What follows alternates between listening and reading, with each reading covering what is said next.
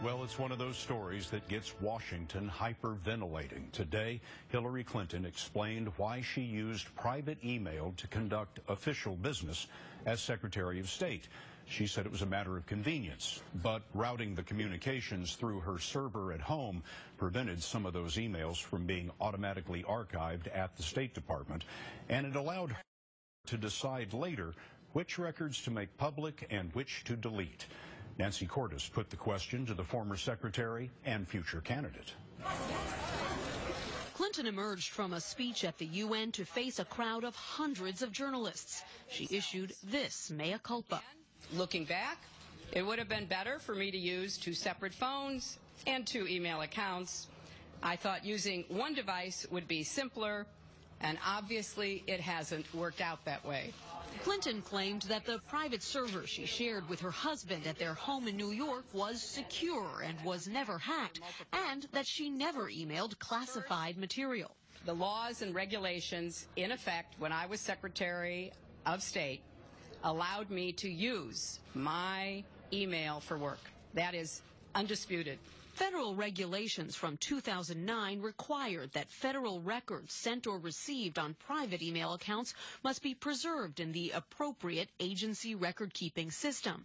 But Clinton didn't turn over her emails until this past December, nearly 2 years after she left the administration, and only after the State Department asked for them.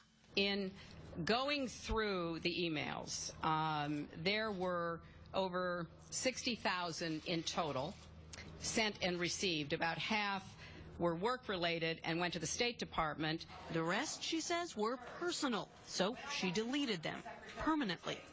Emails about planning Chelsea's wedding or my mother's funeral arrangements, condolence notes to friends, as well as yoga routines, family vacations, the other things you typically find in inboxes. How can the public be assured that when you deleted emails that were personal in nature, that you didn't also delete emails that were professional but possibly unflattering? Well, first of all, you would have to ask that question to every single federal employee, because the way the system works, the federal employee, the individual, whether they have 1 device, 2 devices, 3 devices, how many addresses, they make the decision.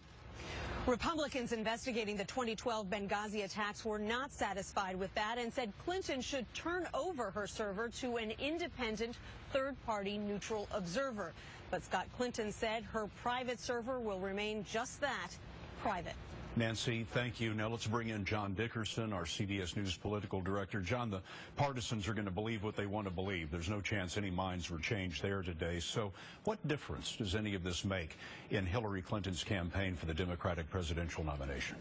Well, I think part of that answer will come from whether we're still talking about this closer to election time, and that depends on when and how the issue comes up again, either when the State Department releases the emails or congressional investigators do. The central question here is trust.